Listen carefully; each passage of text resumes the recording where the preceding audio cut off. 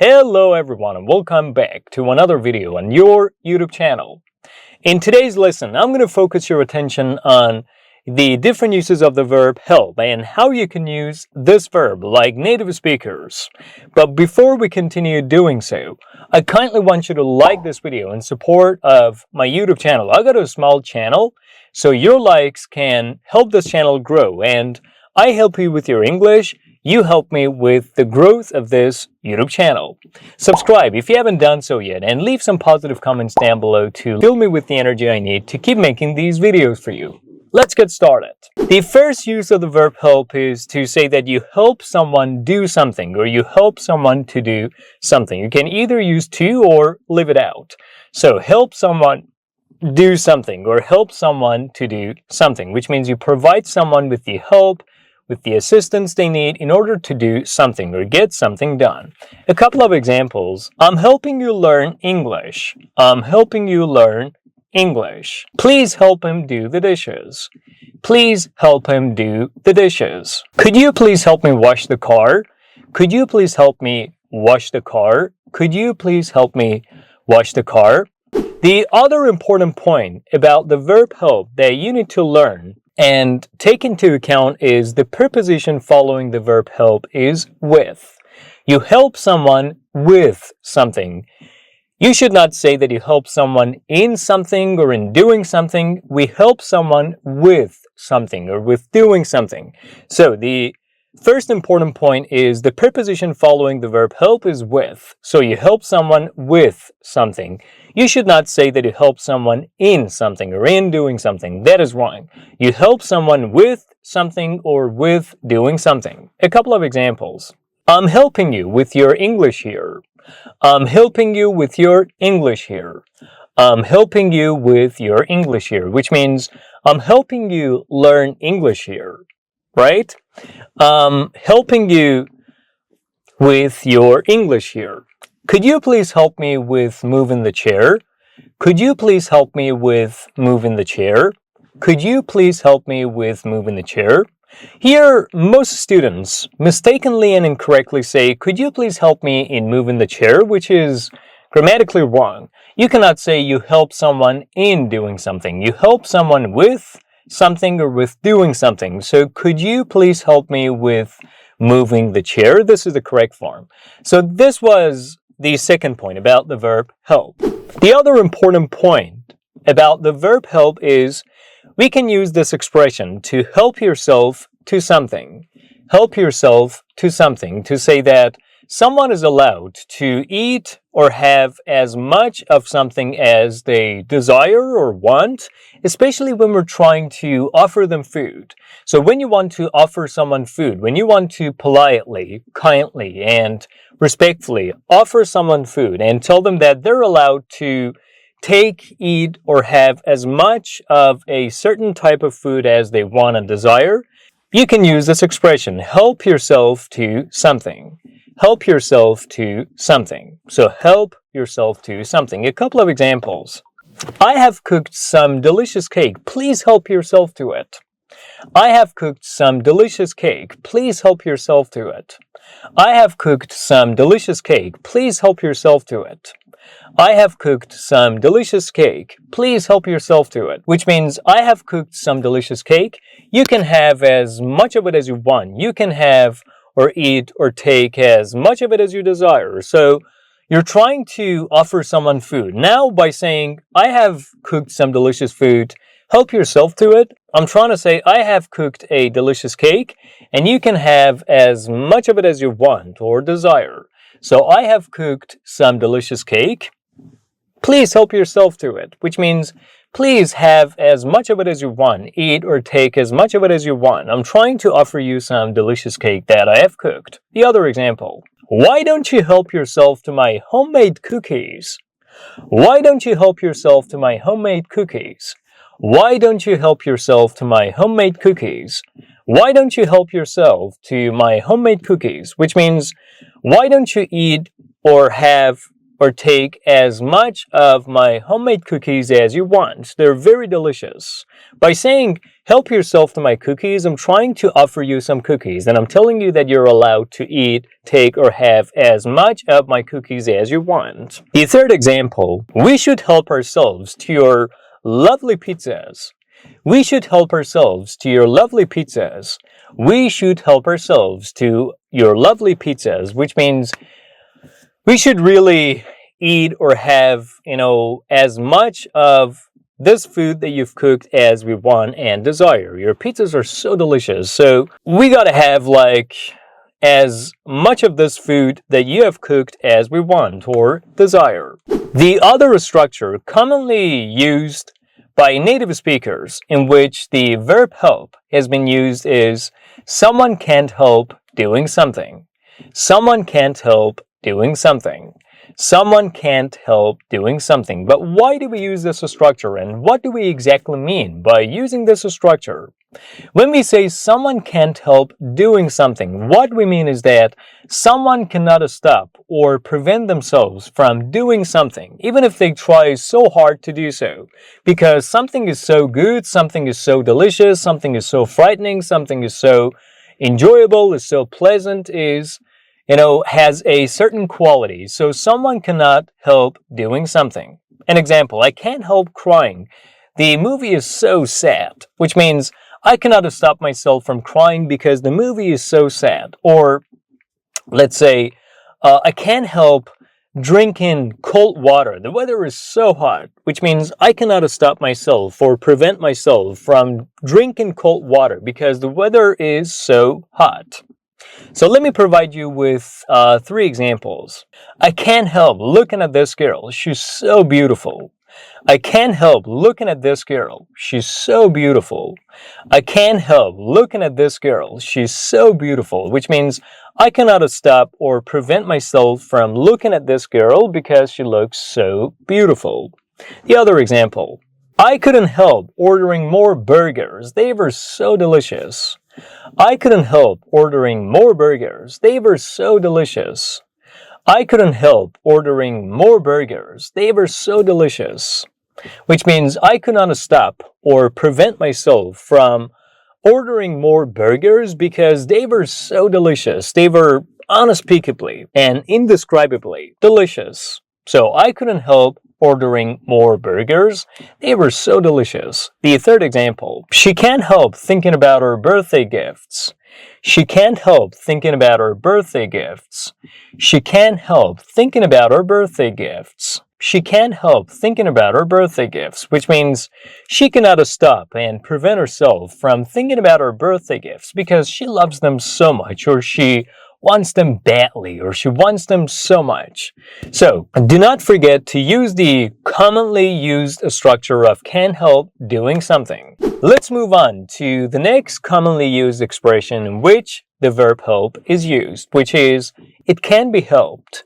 It can be helped. It can be helped. But what does it mean when we use it can be helped? What does this structure mean?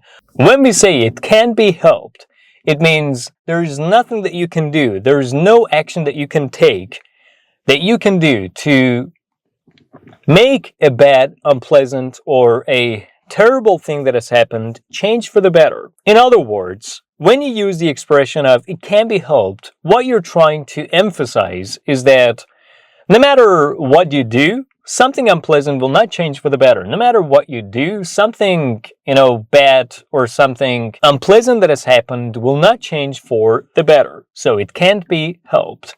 A couple of examples. Why are you crying about the car accident? It has happened and it can be helped. Why are you crying about the car accident? It has happened and it can be helped. Which means, why are you crying about the car accident? Now there is nothing that you can do. There's no action that you can take to reverse things and, make the situation change for the better, or change the situation for the better. The accident has happened. The damage is done.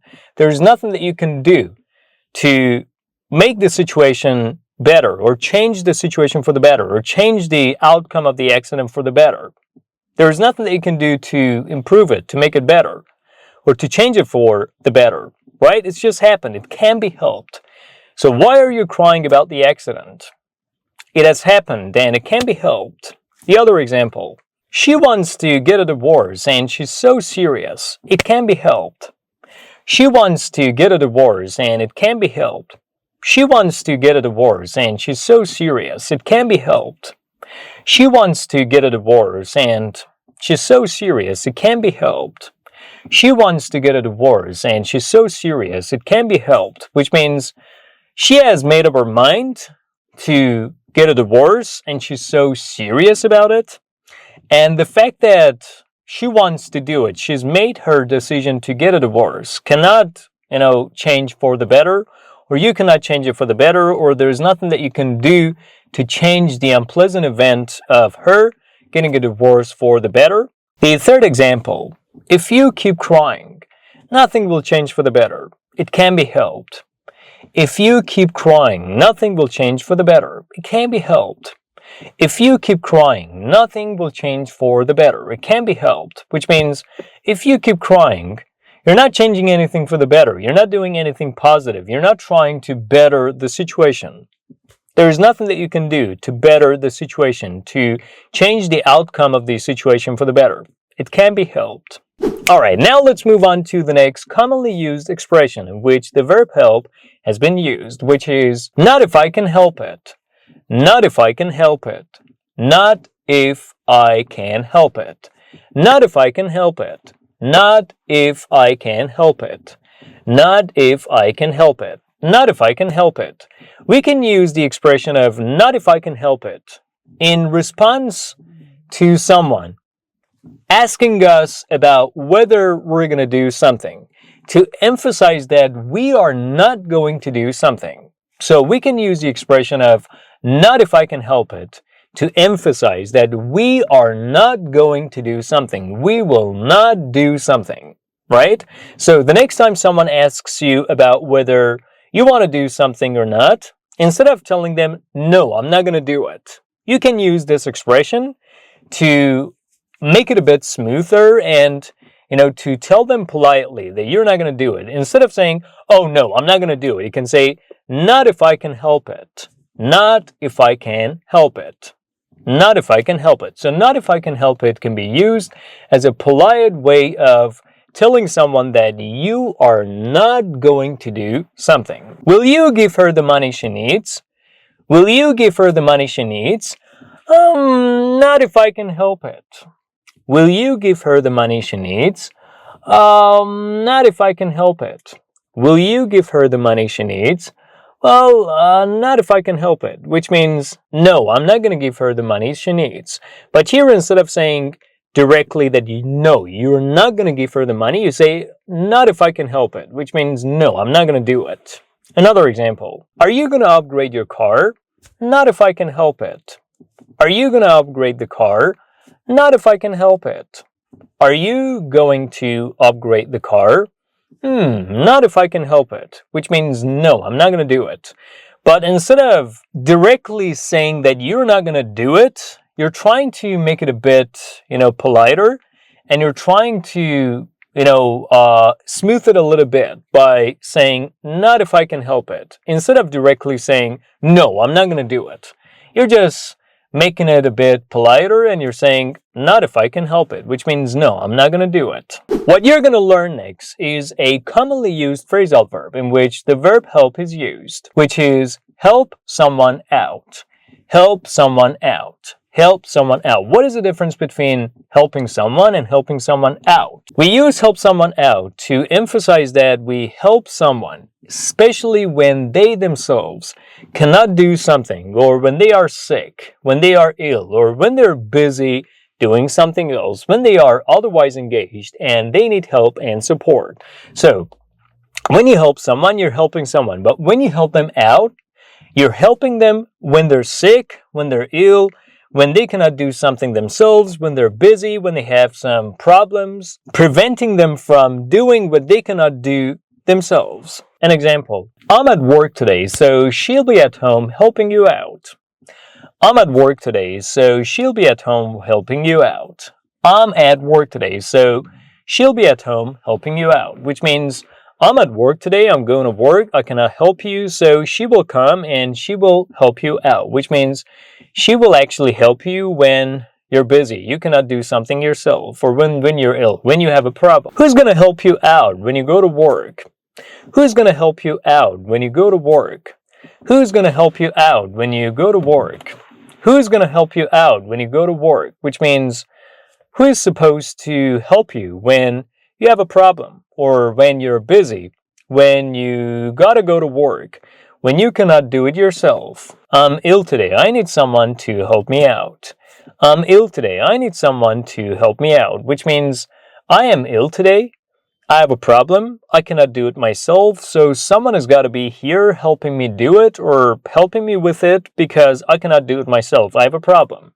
So to help someone out.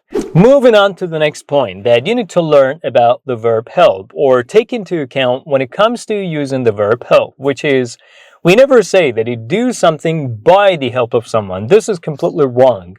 The preposition that we use to say that you do something because someone has helped you do it is with the help of someone, with the help of someone, with the help of someone. So you do something with the help of someone or something. You do something with the help of someone or something. So the correct preposition is with, not by. So do not say by the help of someone, by the help of something. Always say with the help of someone, with the help of something.